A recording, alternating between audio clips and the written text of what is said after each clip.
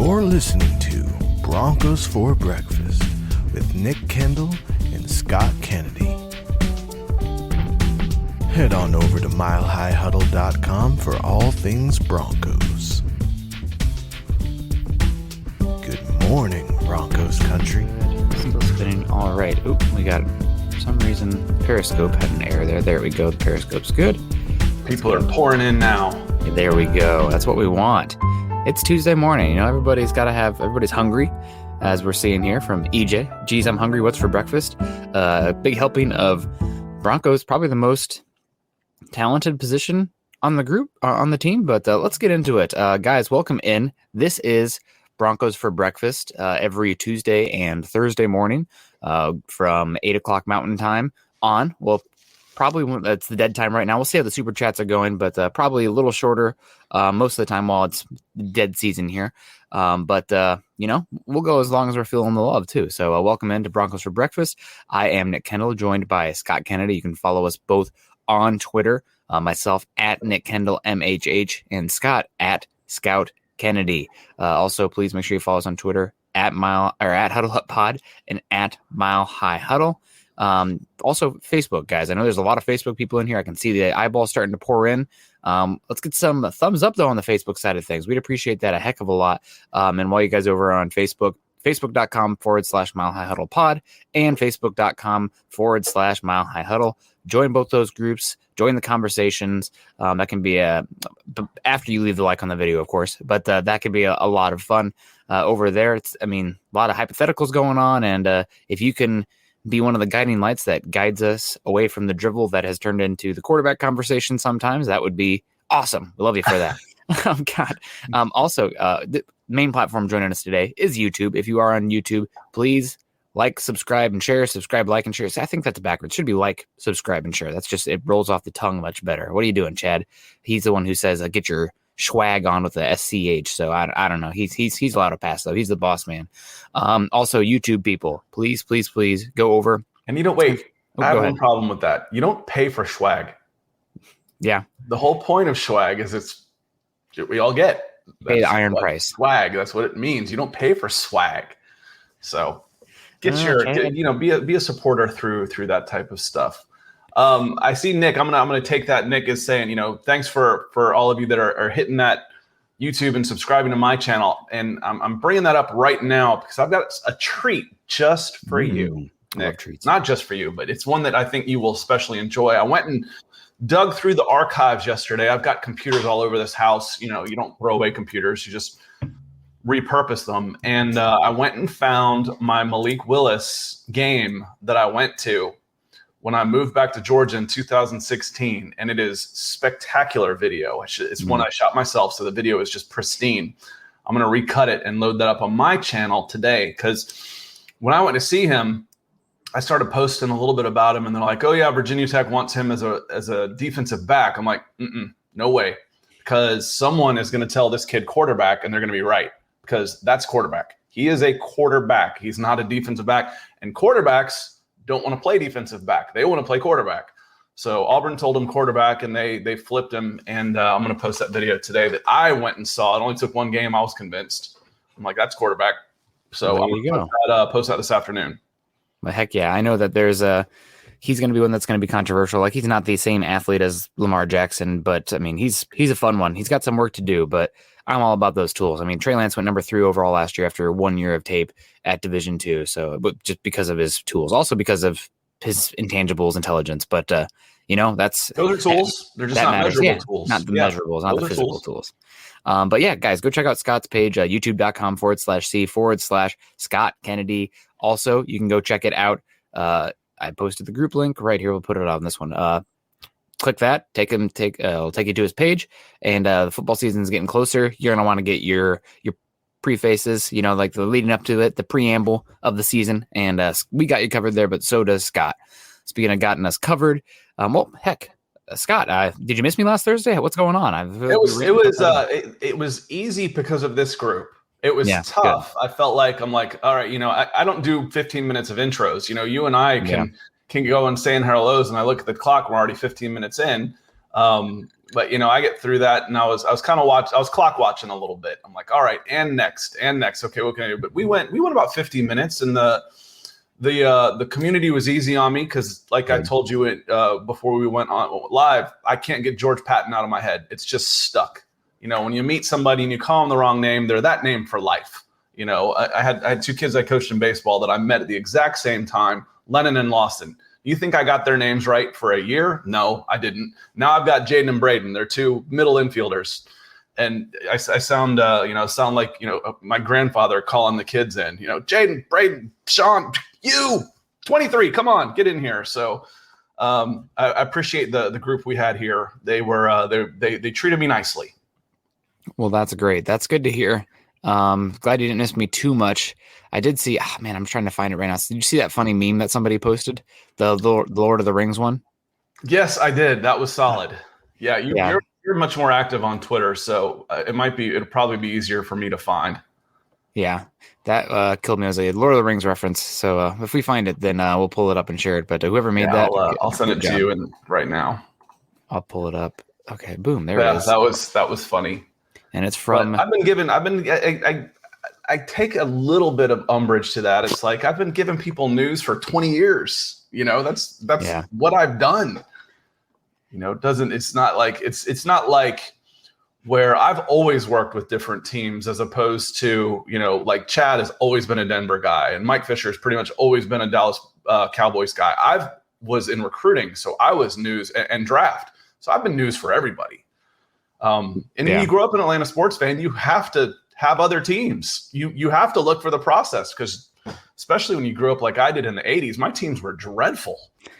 The Hawks were solid. I had Dominique Wilkins and Kevin Willis and Doc Rivers in that group, but they were never more than a second round playoff team. But the Falcons and Braves were woeful when I was a kid. Man, they had some good years then coming after that. But yeah, no, this killed me. Shout out to Chase Wellner.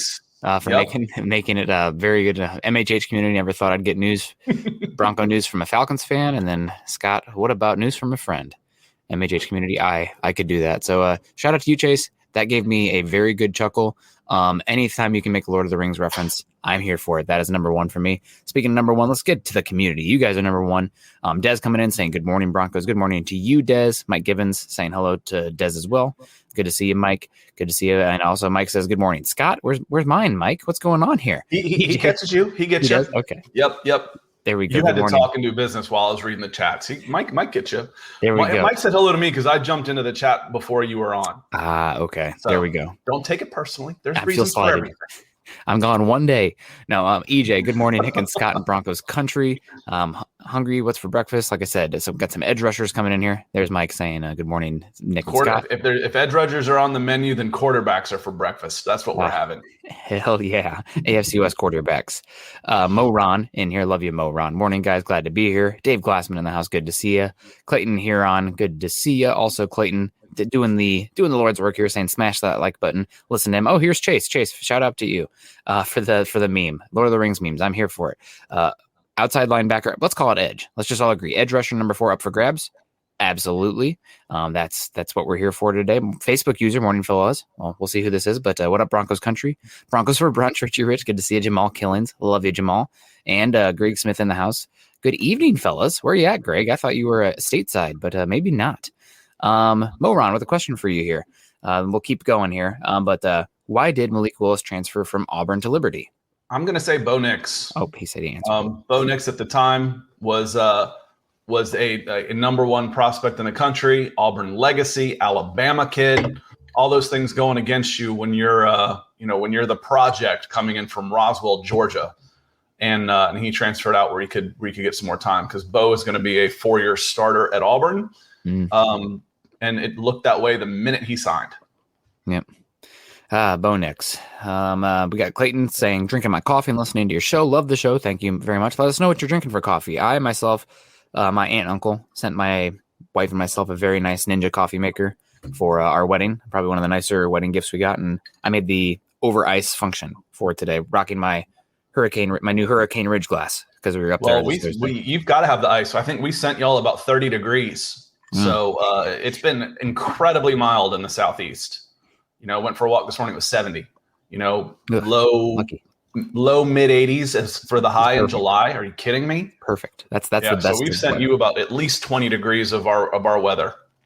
So I got a hot coffee right now. Okay, there you go. Alejandro Zamora coming in here. Good morning, Broncos country. Good morning to you. I met a chicken chaser in Georgia. Crazy sounding job. That does sound like a crazy sounding job. I think Von Miller does that. Matt Henrian, morning guys, stoked for the show.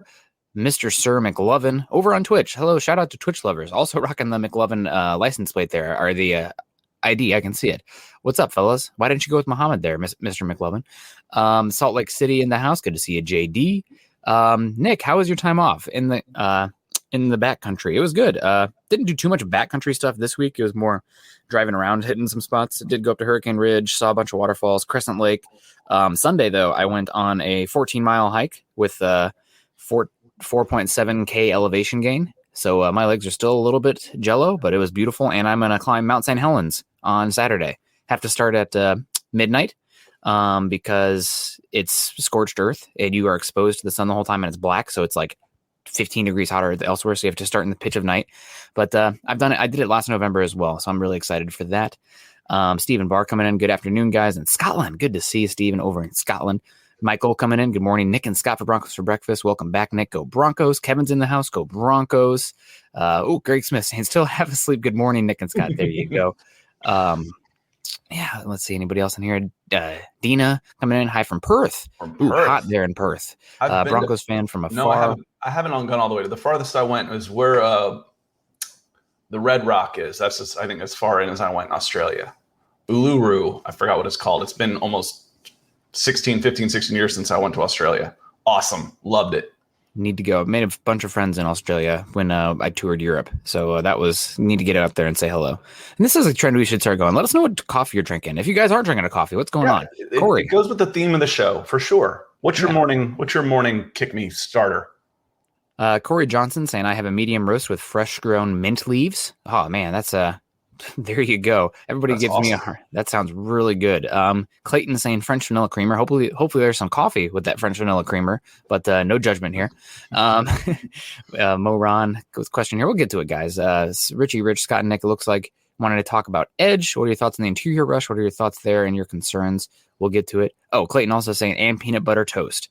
Good to see. I always have my protein bar in the morning. If you are a peanut butter fan, the Peter Pan honey roasted peanut butter is ridiculous. It's when that stuff's in my house, I put on a pound a week. It's like, all right, get rid of it. It's got to go. It's got to go. I put on 1 pound a week when the Peter Pan honey roasted peanut butter is in my house. Lonnie Alexander coming in with stars, I think, here. Good to see. Thank you very much, Lonnie, over on Facebook. Appreciate you. And Clayton's also drinking Highlander grog and his coffee, so yummy. And Gary Leeds Palmer, the star coming in here. Good morning, Broncos country. Great to see you, Gary. Hope you're doing well, and hope you had a good time.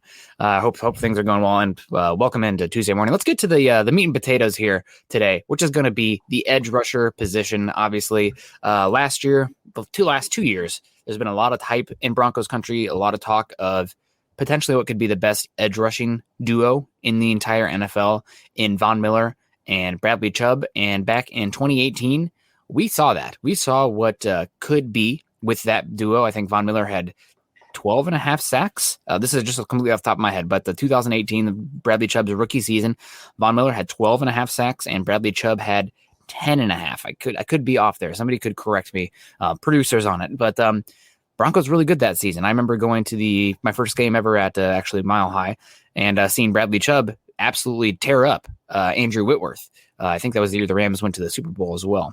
So very good edge rushing duo. Issue is we've had injuries the past 2 seasons for that duo. Bradley Chubb gets injured his sophomore year after kind of a slow start, out for the season. And then Von Miller last year, unfortunately, injured before the season starts and never get to see him. Fortunately for me, being typically not trying to be a homer, but with Von Miller, I am a homer. Von Miller's back this year. The Broncos tried to play hardball with him. They wanted to get him to get a contract restructure. He said no. Broncos went out. They aggressively pursued Leonard Floyd, who ended up getting 14 to 16 million a year. Okay, here we go. 2018, Mo. Thank you very much. I was off by 2 on both of them. 14.5 for Von and 12 for Chubb. That's incredible. Man, that team that team should have been a little better. Case Keenum's the best quarterback the Broncos have had since 2014, unfortunately. But I have heavy emphasis on unfortunately. But thank you very much, Mo, for checking me. You are now the producer, Mo Ron. My producer is a Mo Ron. But Broncos hopefully getting after it this year with the edge rusher position and Von Miller, Bradley Chubb back. I guess, what are the expectations? What do we expect this year? Von Miller, a year older, Bradley Chubb contract, year before the 5th year option. What to expect for the Broncos edge rushing duo, which on paper might be the best edge rushing duo in the NFL this season. Yeah, and again, it's the elephant in the room is health, right? Health and age. But Von Miller, and sometimes those go hand in hand. But Von Miller being healthy, if he comes back, I don't think double digits is out of the question here. So if you go maybe flip those numbers, if you look at Miller at 14.5 and Chubb at 12, now that one's slowing down and one's coming back from an injury or something with 17 games, I think maybe you can flip those. And I think your expectations are double digits for both of them. I don't think that would be out of the question. Do you? No, not at all. Obviously, we both know that Von Miller and Bradley Chubb, a lot of their production is going to depend on game flow and situation because sacks themselves, especially in today's NFL, interceptions and sacks just continue to go down because the passing games are becoming more efficient. They're more quick strike. There are more spreads. There's more options. So the best way to get those sacks and those kind of that production is to have an offense that is at least somewhat formidable, at least average. So the other team is put in a position where they have to be aggressive and take those chances and put themselves in a spot where they could get sacked rather than like, oh, we're going to play, protect the football, protect the lead, and not move on. So that's the thing you got to worry about there with them is what's the Broncos offense going to look like? We still don't know. So much depends on the quarterback, which is almost a complete unknown for the Broncos this year right now. No, I think at least 8 sacks each, but if you want this team to be making the playoffs, I think both have to push 10. Probably, honestly, both of them have to average like 11.5 because there's not. Go ahead. And if you look at it, where's Malik Reed fit into this? Yeah, he led the team last year. So if one of them isn't quite up to speed, out of form, however you want to say it, Malik Reed might be the best number 3 option in the country. In the country, I'm so used to talking college football. In the NFL as well. So, let's not sleep on him because he led the team in sacks last year. Yeah. No, he's also one that we have to get to because the Broncos he's on a contract season this year, I believe. So that's a big one for him. I just think he doesn't fit in it as well. And let's get to this. Somebody who does fit in, Mo Ron, thank you very much with a very supportive $5 super over on YouTube, but also a very kind comment as well saying, I wish you guys had more support. This show blows the other Mile High Huddle shows out of the water. Keep up the good work, guys. And thank you. Well, Mo, this is a double-edged sword because I'm on 2 other shows. So what are you trying to say? No, I thank you very much for the kind words and the comments. We appreciate you a lot. And Chase coming in, all MHH is great. Yeah, I love that every show kind of has its own flavor. So and it's not a competition. No, it's not. I've always said I don't have to be Coke. I can be Pepsi. That's coming from an Atlanta person. I can't say that too loud. But no one else has to fail for me to succeed. If we're succeeding and we're on the right trajectory, Mo, that's what I like. For a relatively fledgling show that we've got here, the trajectory of the show is something I think that Nick and I are both very happy with. Yeah, no, absolutely. It's a lot of fun. I'm really excited to see what this can grow into as the season gets closer and we start getting into the regular season. But I've been having a lot of fun. And hopefully also the Broncos edge rushers can have a lot of fun. So let's get back to Von Miller here real quick because again, like I've said 100 times, I really tried not to be biased on here. I put away the fan hat a long time ago to put on the analyst hat because I'm not here to run a fan page, right? We're not here to like the best cheers organizing there. I want to analyze this team and give you guys unbiased news. Von Miller I have a hard time with. So expectations. Okay, I have a question when we start talking about expectations. So I think his second best year was 2018, 14.5 sacks. Mm-hmm. He played 15 games, started all 15 in 2019, but that number dropped to 8 and he was 30. Mm-hmm. Why? Why did his numbers drop off so much in 2019? There are multiple reasons here, just like anything, obviously. Sorry, guys. I never can answer things in a tweet because I have too much to say. But the sacks themselves historically tend to fluctuate a lot year to year. They're not super predictive. Except his. His have been consistent. Except his. When you start looking in every, his numbers are crazy consistent. When you start looking at, if he's played at least 10 games, and basically he played 16 in all but one, 11 and a half, 18 and a half, 14, 11, 13 and a half, 10, 14 and a half, 8. Yep. So that 8 kind of stands out for a 30-year-old who then got injured. So playing, we think we're happy to have Von Miller back, but what Von Miller are we getting back? Because he's 32. 31, 32. He'll be 32. In his 30 we saw a pretty significant drop off in 2019 in his 30-year-old season. So what Von Miller are we getting back?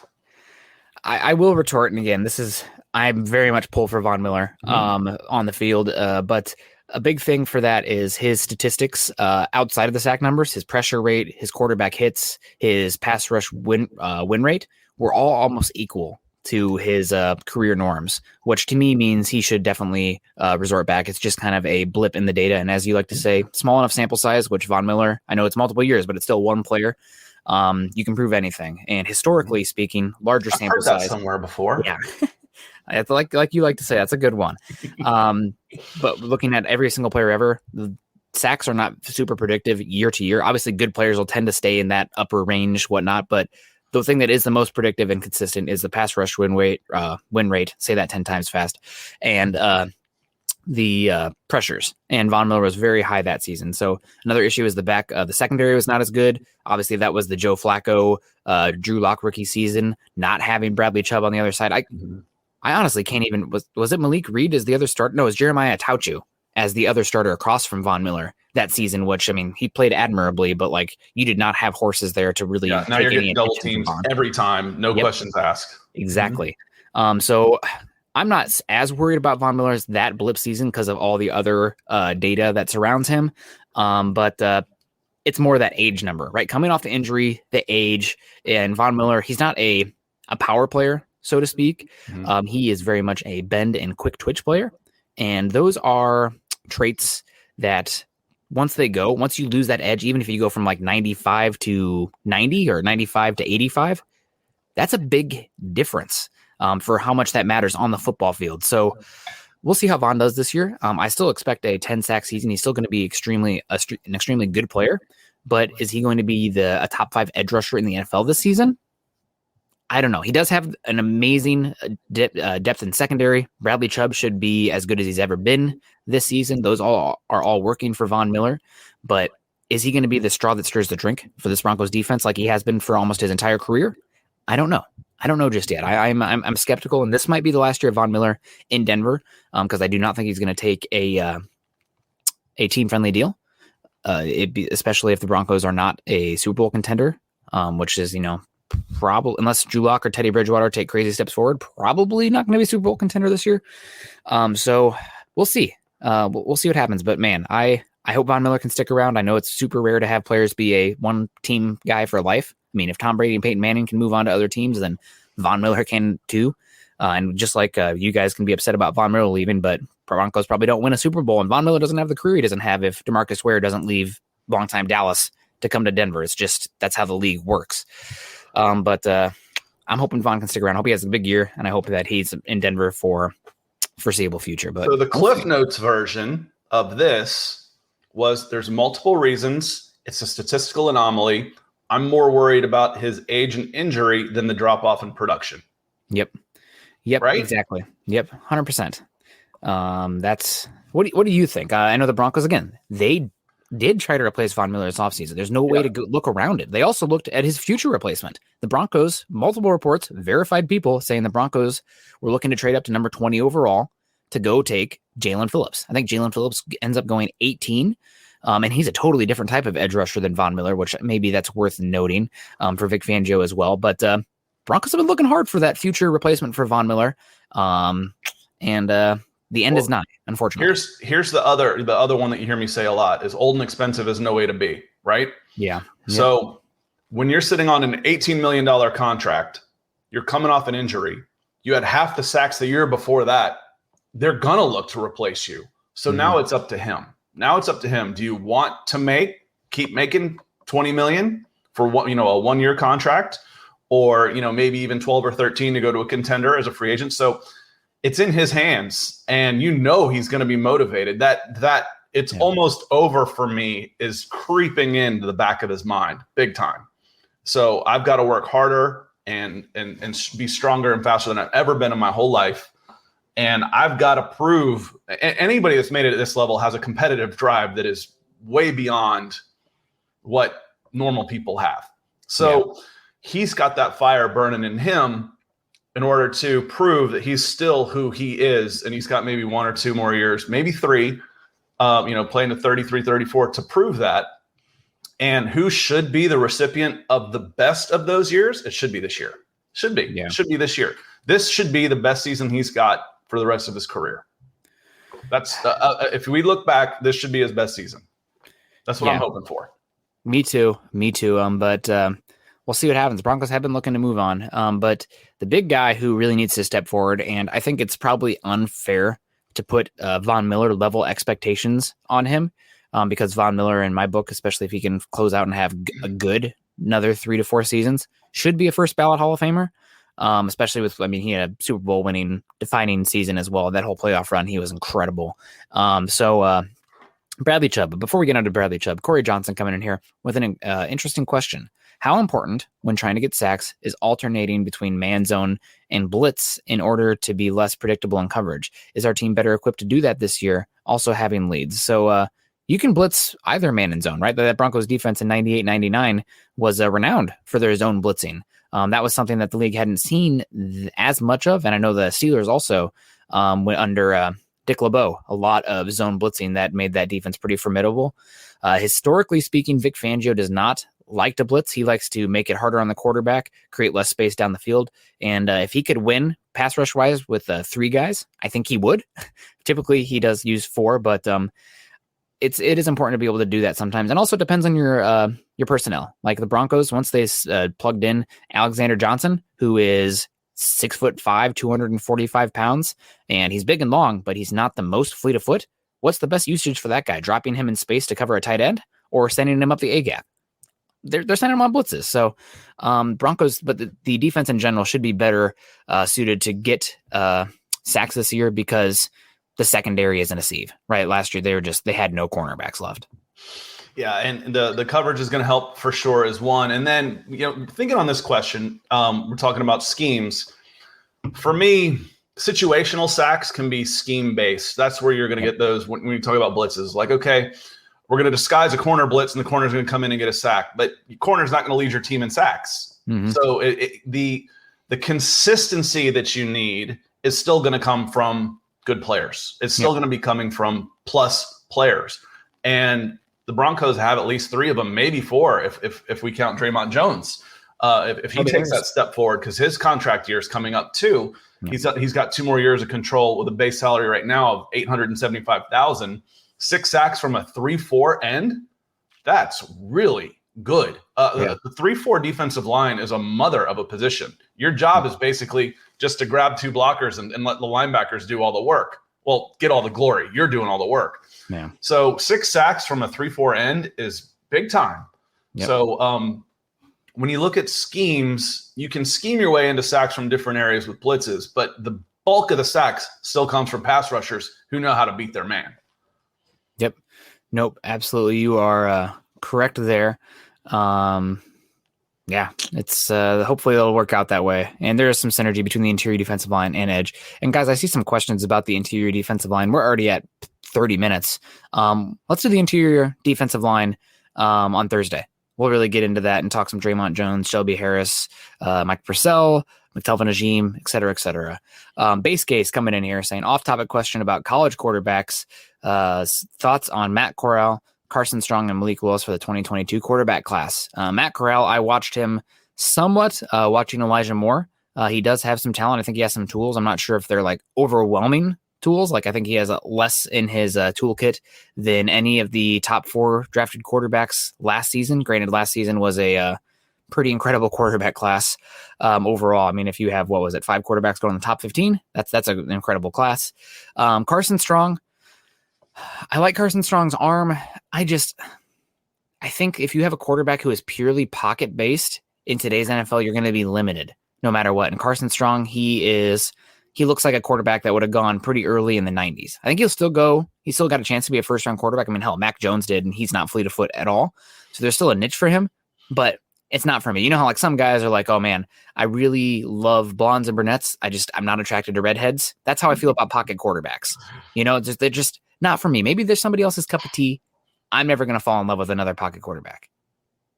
Yeah, and I don't have that problem. See, I don't care polka dot or whatnot. I always said I'll prove it because Mystique is hot and she's blue. I just don't care. Hot is hot. So to me, there's more than one way to skin a cat.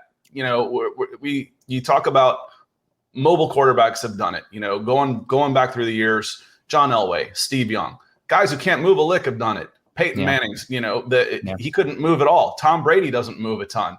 Ben Roethlisberger's hard to sack. There's more than one way to skin a cat. So for me, that's why I never really liked the whole going back through the recruiting process, pro style, dual threat, all this nonsense. I mean, quarterbacks, you still got to be able to play quarterback. The systems are so much different in the NFL that I do get that a little bit. And base case, I haven't scouted these guys much at all. So I'm going to let him go on. I'm going to let Nick handle what he's seen so far. I'll start doing some homework because these questions are starting to pop up more and more often that I don't think I'm going to be able to wait until the season starts. So I'll start doing some homework on these guys this week, and we'll be able to talk quarterbacks more extensively next week. But Nick's watched these guys a lot more than I have. But I don't mind. If a kid can play quarterback, he can play, because for me, it's all about getting the ball away quickly, accurately, and good decision-making. And then do you have that enough factor that we talk about? Do you have enough arm? Do you have enough size? Do you have enough mobility, or some combination thereof? But I'm not sold or against any one way. Now, obviously, you know, if you can have the physical features of Cam Newton in Peyton Manning's brain, that's your quarterback. That's who you want. Those guys don't come around very often, if ever. I guess I will push back just a little bit, just for the sake of, it's First Take on ESPN. But the thing for me about the quarterback factor as far as athleticism, they don't have to be out there being Michael Vick, but they have to have enough athleticism to function independently of the offensive line. You cannot have to have an above average offensive line to have your offense function, because it's just too hard to field that type of offensive line. And I know there's Peyton Manning's, there's Tom Brady's, but you're talking about like the S tier of players who have ever existed brain-wise. After seeing what the Broncos function when they had probably close to an average offensive line, maybe slightly below average, but the year with Joe Flacco, where, he can't function at all. He cannot step up in the pocket. He cannot escape at all. You're limiting yourself on broken plays, big plays. I need to have at least some level of functional athleticism from the quarterback position for a quarterback coming in, if I'm going to take them early in the draft. I'm not saying I've said this before, and I'll say it again because this is a good time, because the MLB draft. But if you go back and look at the last 5 years, the evolution of the quarterback position to more of the spread running, I think, is very well linked to the Major League Baseball draft. If you look at the draft, where are all the 6'5" big arm quarterbacks? It's like, oh, they've been phased out of football. No, they haven't. They have not. A 6'5" quarterback that can throw it 80 yards has a place in the NFL all the time. They're playing baseball now.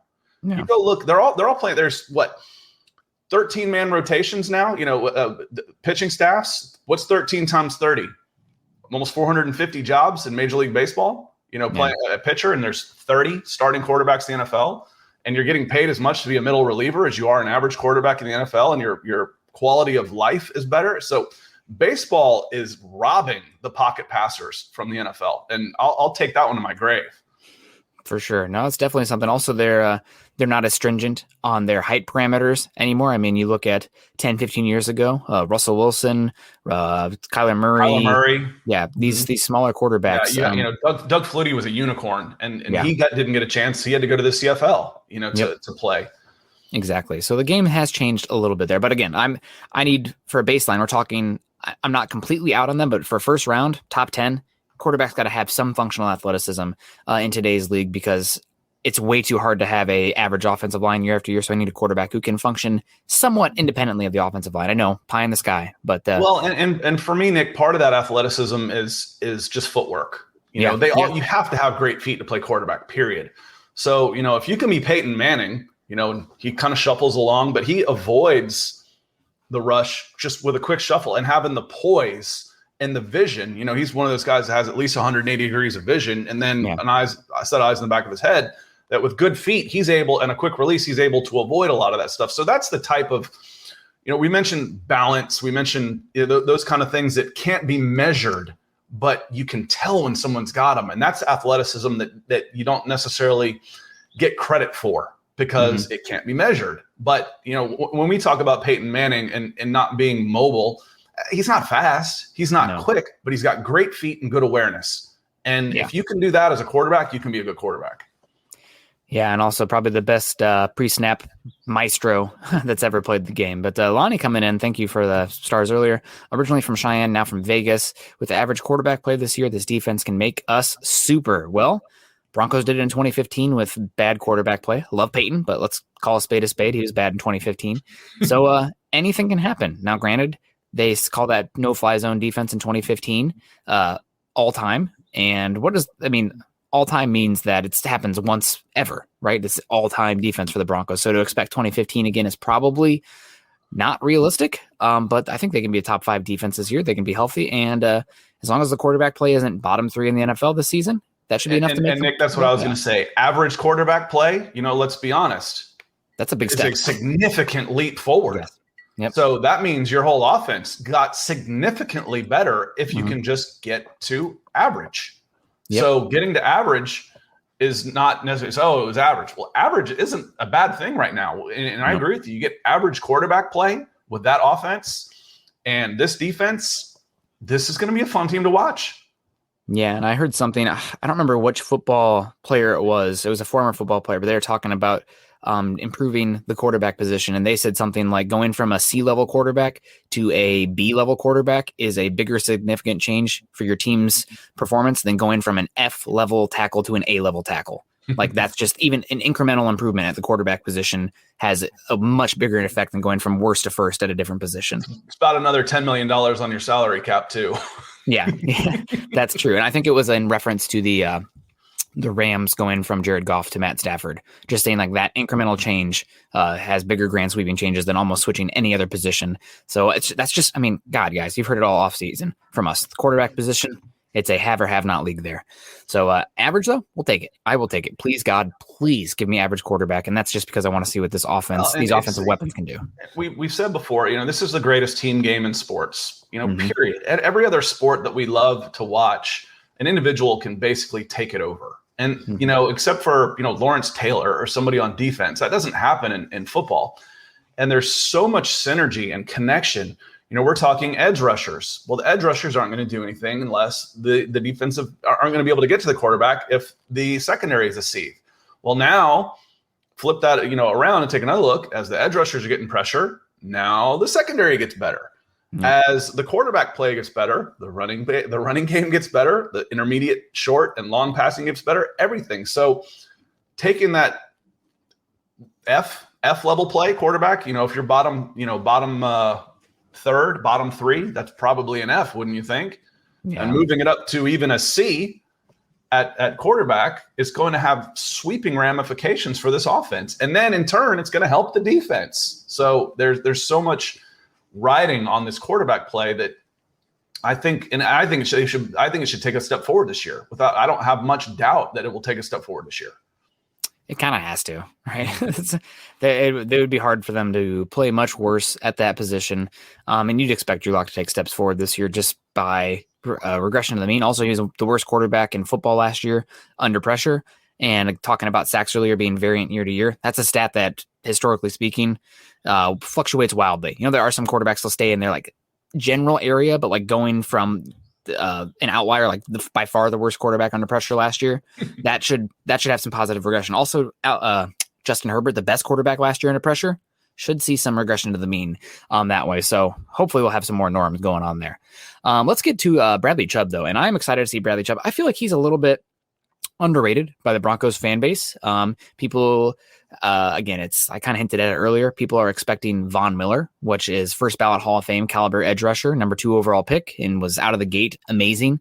And Bradley Chubb has been very, very good. He just isn't arguably the best edge rusher in the NFL good. Top 15, yes. Maybe top 10 at some point in his career. Very, very much so, yes. But for the 5th overall pick for a position of value like edge rusher, that's really hard to find. I think he's been good for his value. Obviously, probably would have rather had Josh Allen in hindsight, but at least it wasn't a bust pick because Bradley Chubb's still very good, and I think he's still on a all-pro path in his career, and he's going to get paid one way or another because production's there. He's a good pass rusher. He can play in multiple fronts. Good frame, still ascending, and also a business-like work ethic off the field. So I'm really excited to see what Bradley Chubb can do this year, and just please God, stay healthy. Well, and you've heard me say this before when someone says, oh, he's overrated or he's a bust. I'm like, well, if he's overrated, what do you rate him? Were you expecting him to be the next Von Miller? Because that's not realistic. No. Or, well, he's a bust. He was a 5th overall pick. Well, what do you expect? He made the Pro Bowl in his 3rd season. That's pretty good. You got a Pro Bowl edge rusher and you got a former, a Von Miller coming back. This guy's a Pro Bowler in his 3rd season.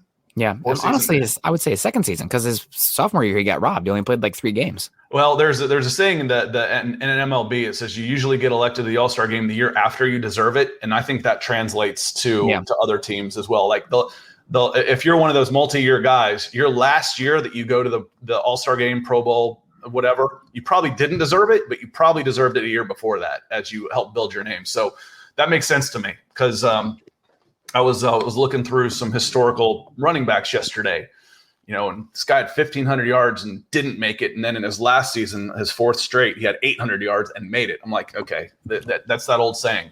You usually get it the year after you deserve it. So that makes sense. But I think that tends to certainly, we talked about this. Would you have rather had this guy at quarterback? But, when you've got a Pro Bowl, when you get a Pro Bowler with that pick, it's a little hard to complain. Yeah, no, he's very good this year. And let's get to Clayton real quick. With our defense, do you guys think a 2.0 no-fly zone again? Do you think it'll be a no-fly zone again this year? On paper, I think the Broncos secondary is better talent-wise, depth-wise. The big thing about that in 2015 no-fly zone was they had incredible pass rush in front of them, which made everything different. I mean, you're talking about 4 deep at the edge rush position with Shaquille Barrett, who we've seen as incredible. Shane Ray before he injured his wrist, who is really good. DeMarcus Ware, Von Miller at his absolute peak, which was probably the 2nd most valuable defensive player in football at his peak, only behind J.J. Watt, has absurd peak seasons. He honestly, it's unfortunate for Von Miller that he played the same time as J.J. Watt because J.J. Watt was doing stuff that you hadn't seen since Reggie White out there. But that's a hard one for me. Also another big thing is the style of defense the Broncos ran back then to now. They're running this Vic Fangio defense, which again, best in the NFL right now, scheme wise, limits big plays, does a lot of stuff to confuse quarterbacks, showing too high before the snap, then dropping one of the safeties. So it limits what quarterbacks can do pre-snap wise. But that no-fly zone in 2015, they had 3 top 20 man corners, and they could play simple stupid out there and let the pass rush get after it. And the safety is not as good then. The linebackers are a little bit better than. I think people probably overrate Marshall and Trevathan that year compared to Alexander Johnson and Josie Jewell this year.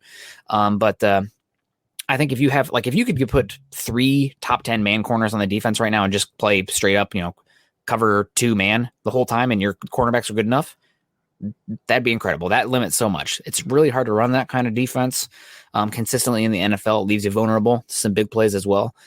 So hopefully you're getting what I'm saying here, nuanced wise. The scheme wise and the type of cornerbacks the Broncos had made them more valuable. They could have more of an impact and limit the safeties and linebacker influence, where that's not the case in Vic Fangio's defense. It's going to take the entirety of the back 7 working holistically together for it to function. So I think that the secondary here is maybe more depth, more talent, especially Justin Simmons, but the style of defense lended itself where quarterbacks could cover up more of that, the back 7 in that 2015 defense. So to sum up, I'll do this again. To put it in a tweet, the personnel was probably a little bit better back then, and they took more chances. So, there's Better pass probably going to rush. be more big plays, but the scoring could be limited on this one because you got to grind it out and earn it now. You've got to. It might not be quite as flashy, but the defense could be just as effective.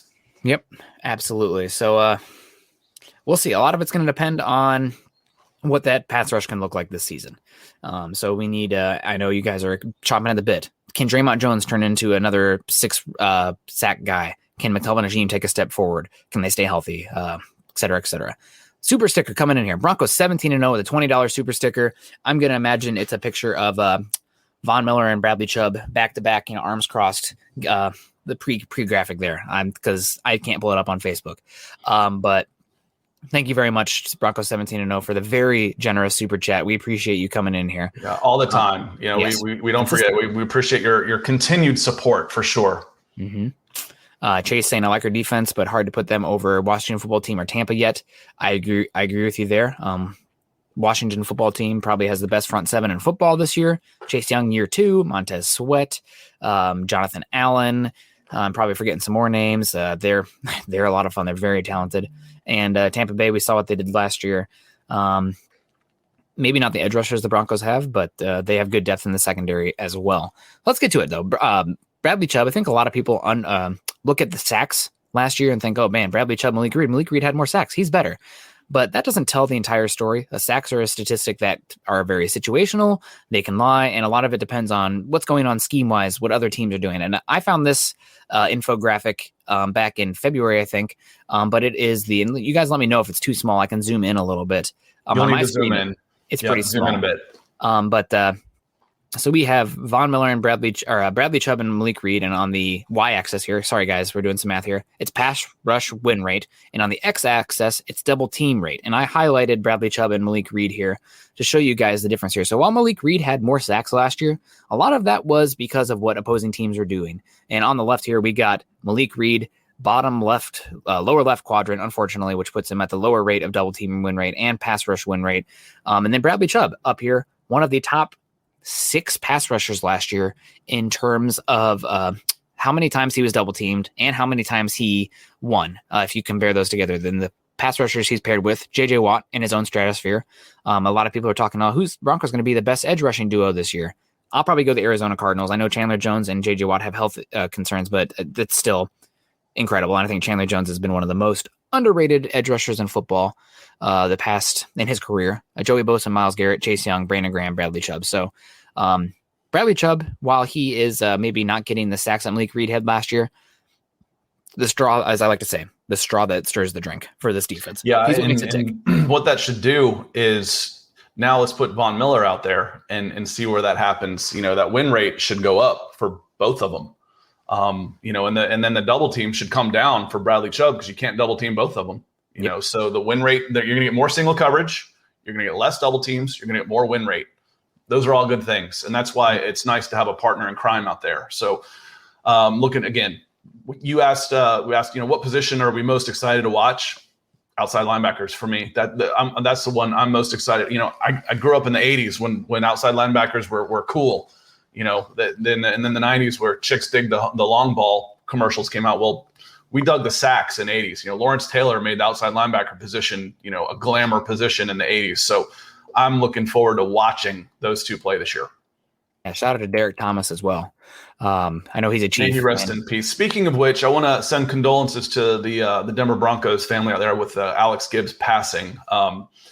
Innovator. We've talked about what he did for the Broncos a lot. He came to Georgia, coached the Falcons and the Georgia Bulldogs. So we got to be exposed to him down here. So, that was a big loss to the football community. Yep, that's an unfortunate loss. If Mike Shanahan is the king of running backs don't matter, Alex Gibbs has got to be the prince because we're getting that offensive line in there, and we're just going to plug running backs as long as the offensive line functions, and running backs will get what's blocked for them. So, the Broncos don't have the history they do without him, so it's a loss. I don't think he's in the Ring of Fame, but if any assistant coach should be, him and Wade Phillips have very much a career to have earned it. Jeremy coming in here saying late. Sorry, Jeremy, how dare you? It's okay. Do you think Vaughn takes a team deal if Chubb emerges or Rodgers gets traded? I think if the Broncos get Rodgers, you could see Von Miller taking a team deal because I don't think after going through the last 5 years, 4 years, 5 years of what do they call it? The world of suck, or the pit of misery.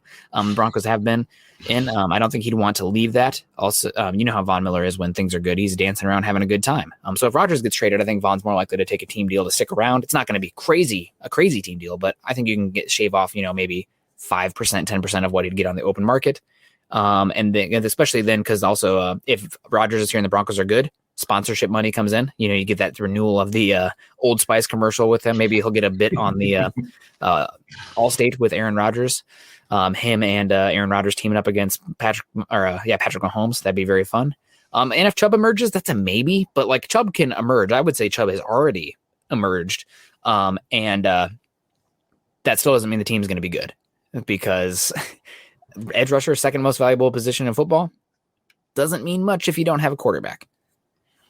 Well, and when we start talking, what does a team deal mean for a guy that's entering his 33rd-year-old season, coming off an injury, and is at $18 million? Yeah. Is there any way he gets more than 10? I mean, that's the good news, bad news. If he plays his way into another contract around that means he had a monster season this year. So would you take that trade-off? It's like, okay, I want Von Miller to be at his best and we might lose him in 2022, or I want to see a lesser Von Miller. I'd rather see Von Miller have a monster year.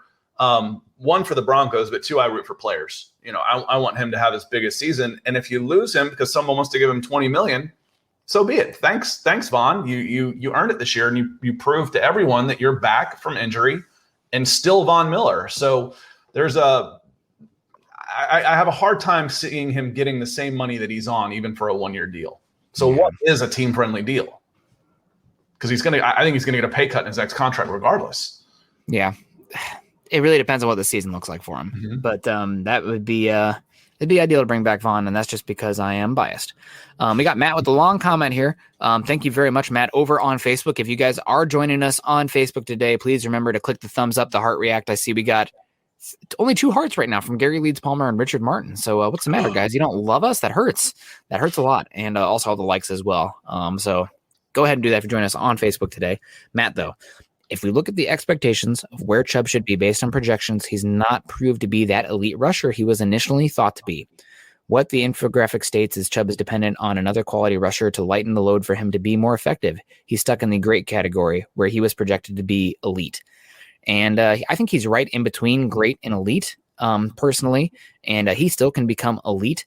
But again, if your expectation is Von Miller, I think you're missing the mark there. That's not a fair benchmark for him, because Von Miller is probably a first ballot Hall of Famer, and that's a rarity even for a top 5 pick. Right? Like you want all pro for Bradley Chubb. And I say he's on that way. And also you're going to see it with Bradley Chubb this upcoming cycle, or 2 seasons, where he's going to get paid. He's going to get paid like an elite rusher. So be prepared for that. No, and I say third season, coming off an injury, 24 years old, making the Pro Bowl. I'm happy. Yep. Can he get better? But looking at that, 5th overall pick. Where did Dante Fowler go? He might get paid like he's elite. Yeah. Coming off, he's at 12. I think he's in 2022. He's at 12.7. You're going to swap that money that Von Miller's on at 18 right now, because he's going to get paid like he's elite, especially if he has that deal. So elite, the phrase we say, I have a lot of phrases we use a lot, and one of them is I don't argue levels of elite. Bradley Chubb's really, really good, and that infographic showed it. He was winning up here in that top right, the top right's as far as you can get, and he was up there. Yep. By himself almost. JJ Watt didn't count. Yeah, we're talking about an all-timer. I mean, that's not fair. Yep. Is he worth the number 5 pick? And if he was projected to be what Watt is, he would have gone number 1, not number 5. So I think you got to be pretty happy with where Bradley Chubb is personally. Yep, exactly. And we have Matt coming in here saying he was projected to be better than Myles Garrett and Von Miller coming out of North Carolina State. Matt, I don't know where you're getting from information, but it's not from me, because I would have never lied to you like that. If like as Scott just said, if he was projected to be that same type of player, guess where he was going? Number 1 overall. Myles Garrett went number 1. Myles Garrett was the number 1 defensive end in high school. I did a video on him. He was number 1 5 stars defensive end coming out of high school, number 1 overall pick. Myles Garrett was a different beast. Yep. So, the one that I think of projected to be and hasn't in that level is Jadeveon Clowney. Yep. Jadeveon Clowney is the best defensive end I ever saw, period. Yep. And he hasn't lived up to those expectations. Now that's a guy, number one overall, number one player in the country coming out of high school, number one overall, freak of nature as an athlete, and he hasn't put it all together, So that would be, but a number 5 overall pick, Pro Bowler in his 3rd year, I think he's on the right path. Yep. And he said, "I'll shoot me the link." Go ahead and do that. But whoever said Bradley Chubb was better, no one Myles know who not to listen to. Yeah, God. He's not on the same level as Myles Garrett coming out. Myles Garrett's probably the most valuable defensive player in football right now, given his age and what he's. If I was a betting man, he'd be my pick to win Defensive Player of the Year this year because I think you'll probably get better value than Aaron Donald. But he's a freak, and the other guy who I would put above Chubb coming out is Chase Young, and you're talking about a guy who went number 2 overall. So he's a tier under those guys that went like top 3. But that's still, there's a lot of value there to have him. If Chubb was coming out in this draft, he might have gone number 4 to the Falcons. So I think he would have. That's probably where he would have gone. Yep. Because the quarterbacks went 1, 2, 3, and it's tough to beat a franchise quarterback. Those are usually the number ones. But I think the next highest picked player by position is probably defensive end. I'd have to look it up, but it's quarterback easily number 1, and then after that, but he would have gone number 4. And what would my expectations have been if I got a rookie season where he had 12 sacks? Good. Hell yeah, that's a hit. We call that a hit in the business. Yeah, that's at least a triple. Yeah. And I got a question for you. Just a hypothetical here. No reason, just came to my head. What would you rather have? What brings you more value? A perennial Pro Bowl All-Pro edge rusher or a Hall of Fame guard? I think it's easy. That's easy. And it goes back to one of the first times I was talking to a high school football player 20 years ago. And I said, which do you like playing, offense or defense better? And he says, I like playing defense. And he said, why? He says, because I can end the play. If I do my job, I can end the play. So when you've got an edge rusher, we mentioned about taking over a game. Well, you can't take over the whole game, but an edge rusher that's on fire can basically end the offense. Just wipe out the offense. Now your offense still has to do something. Yep. So you can't quite take over the game, but the edge rusher, I'd much rather have the Pro Bowl edge rusher there than a Hall of Fame guard. Absolutely. Eat your hearts out, Quentin Nelson screamers. Sorry, but Nate Newton, those guys, but I'd rather have DeMarcus Ware than Nate Newton. Yep. Of course, DeMarcus Ware is probably going to the Hall of Fame, but looking back at those Cowboys teams, but I can all those great teams, you can probably every great team you can probably name a defensive end. You probably can't name the guard. Yep. A defensive end can end a play on his own. The guard is part of the system. Yep. Offensive lines are much more about the weakest link. The collective. It's about the collective. Yep. Exactly. So it will be really interesting. And I've had people, still screaming at me about Quentin Nelson because I was saying I wouldn't take Quentin Nelson in the top 5 just because there's no guarantee for him to be a Hall of Fame, and he'd have to be a Hall of Famer to be worth a top 5 pick as a guard. And he looks like he's on that path. It's like tight ends. Kyle Pitts was the highest tight end that's ever been taken. What guard has ever been taken that high? Any? Quentin Nelson. That's the only. I guess you could say Robert Gallery, but he was drafted to be a tackle. And having a tackle that moved to guard just means you missed your evaluation. It's like you don't draft those guys that high to put them at guard. You draft them to put them at tackle, and then crap, he's not good enough to play tackle. I missed. Maybe he can play guard, which goes back to the whole argument. If I can get a guy to play tackle, the tackle is more valuable than the guard. The guard is, I'd almost rather have the big time center than the guard. When we talk about guys you remember and Hall of Famers, I can't think of them off the top of my head right now, but I can name more centers than I can guards through the ages. Yep. And answering Chase here, would you say it's easier to find a serviceable guard versus an edge rusher? Yes. Right. Like close. It's really like the difference between a difference maker at guard and edge rusher. It's night and day. Matt, send us the link. There are literally thousands of 6'3", 300-pounders that can move. There are not nearly as many 6'3" to 6'6", 250-plus pounders that are quick twitch guys. Yep. Just it's not even close. Guards are for me, and going back to referencing Alex Gibbs, who we've talked about. the interior line is as much about the system as it is the player. It just is. Now, finding those guys that are 6'6", 300 plus that can move like power forwards at tackle, those are real hard to find. But interior linemen, they're but dime a dozen. They just are. And we got not much time left. The Broncos, we talked a lot of time. We got into some quarterback talk here, not even about the Broncos, just in general, and the position in general, and which is a lot of fun. But Malik Reed, I'm a big fan of Malik Reed. I don't think the Broncos, though, are a fan enough to pay him what he's looking for. I've heard some rumblings from his agent that Malik Reed's looking for $14 million a year, $12 to $14 million a year. I think he's going to get that because, again, teams are desperate for edge rushers, and he had a good sack season last year. But I do not think that he's going to get that from the Broncos. Now, what makes me say that? Broncos, again, it's the same thing with Von Miller looking to replace him. They had Malik Reed last year. They got a full season of seeing what a future of Bradley Chubb and Malik Reed could look like. What do the Broncos do? They go out. They try to sign Leonard Floyd to a big multi-year deal. Doesn't work out because he gets a big deal from the Rams, but, that's number one. Number two, again, they tried to trade up for a Jalen Phillips, which would have cost the Broncos probably their first-round pick this year. So what does that say to me? They say, Malik Reed, we like you. Thank you for being on here, undrafted free agent. Another hit for the Broncos, finding a productive undrafted free agent at edge rusher. Extremely rare. I just looked at his contract. I didn't even realize he was a free agent. That's a home run. Yes, it is. Broncos, again, I think this fan base, because we're so close to the situation, they found all-pro undrafted free agent Chris Harris Jr. is an undrafted free agent. That's extremely rare. Shaquille Barrett, undrafted free agent, another extremely rare thing. That's I think Malik Reed, though, was very good last year. They're going to get value out of him this year. I do not think they are going to go out there and pay him a big contract this year, though, after his contract expires. So, yeah, that's, kudos to the scouting department there. And do they do supplemental picks? I don't think so. Do they? What do you get if you lose a free agent, or is that just baseball? It's compensatory.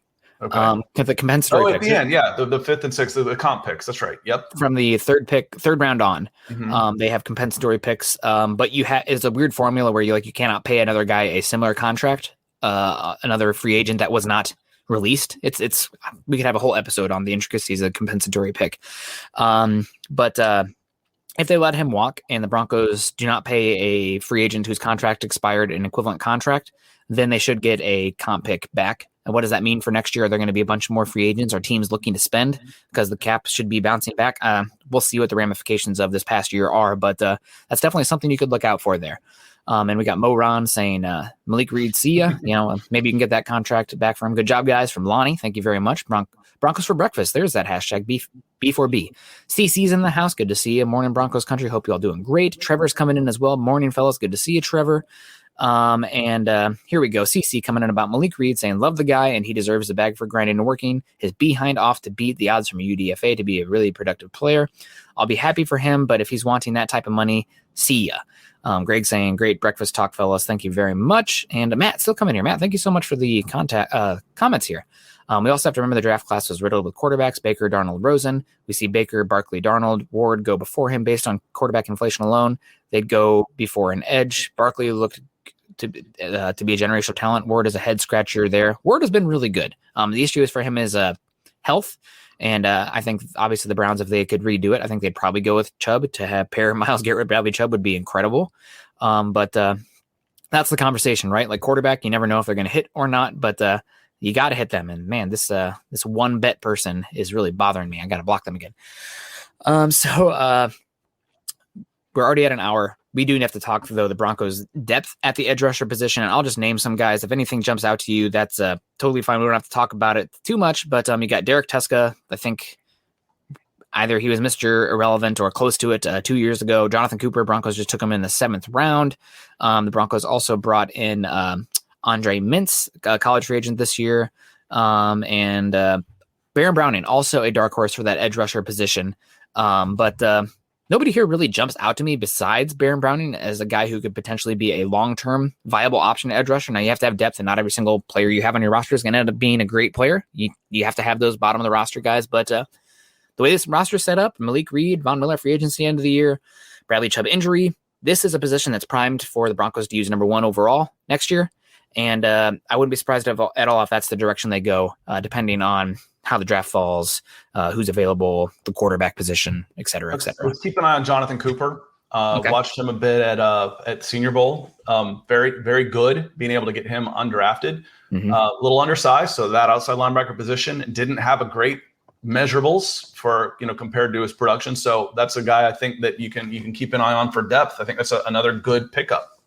Yeah, Jonathan Cooper went in the 7th round. I think he fell because he also has a heart condition, which he just had to have surgery on again. He should be able to play with it, but again, that's one of those things where teams are like, well, it's an unknown variable. What does it mean long term? I'm not taking him in the 5th round. I'll wait until the 7th for that reason. That's where he fell. But he's definitely one. I'm honestly hoping the Broncos this year, because he had that heart surgery again, maybe they can free up an extra roster spot and put him on the IR for the year, give him a redshirt season as a 7th round pick, and then see what you can get a year beyond.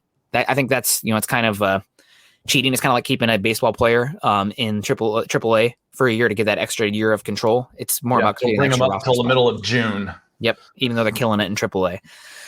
But what are your thoughts here? Overall edge rushing position, final parting thoughts as how the Broncos should be this year for that position and going forward, how it stacks up. Well, I mean, we can talk about depth in the guys, but they're only going to go as far as Von Miller and Bradley Chubb and Malik Reed as a potential, spell in the other two.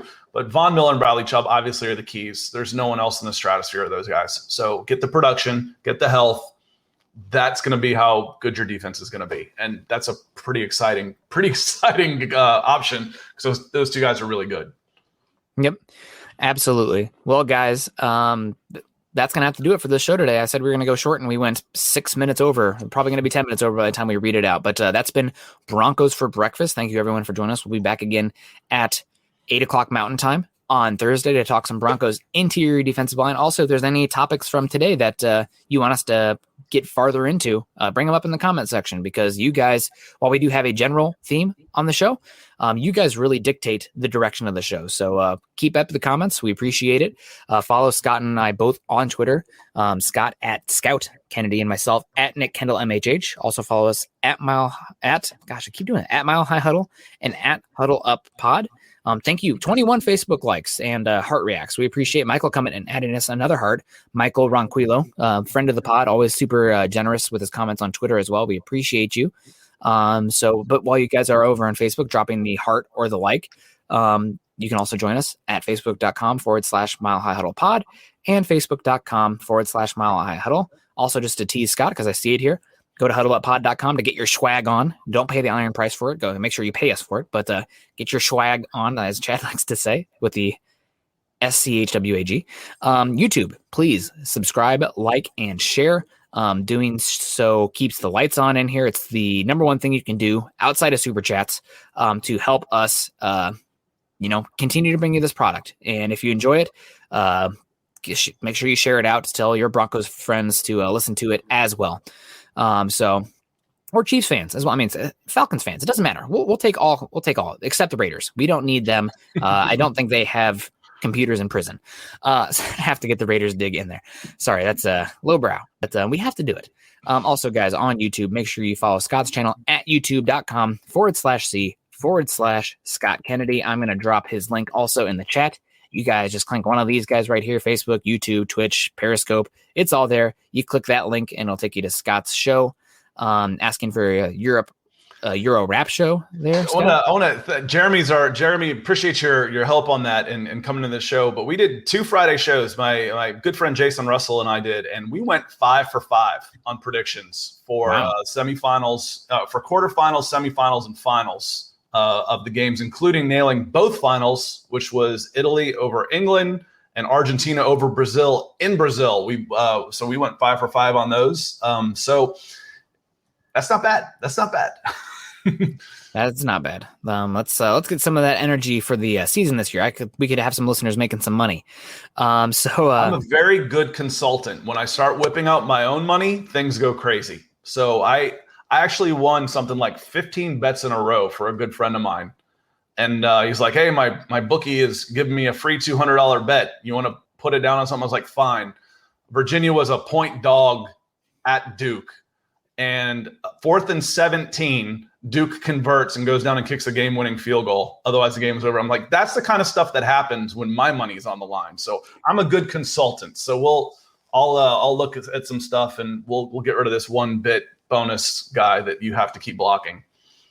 Yep, that's man, he is driving me nuts. Different stuff going on there. Don't go there. Don't go to his page.